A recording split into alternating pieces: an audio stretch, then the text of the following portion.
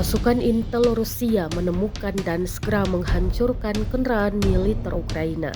Kendaraan ini sebelumnya sempat menembaki posisi pasukan intelijen Rusia. Rekaman detik-detik serangan diunggah di Telegram pada Kamis 9 Januari 2025. Dalam narasi unggahan disebutkan kru pengintai Zohor bersama dengan kru penyerang Saria Rusia menghancurkan tank angkatan bersenjata Ukraina dengan menggunakan drone. Usai menembaki posisi pasukan Rusia, kendaraan tersebut berusaha disamarkan. Namun, 3 drone penyerang Rusia sukses menciduk dan menghancurkan tank Ukraina di arah Kursk tersebut.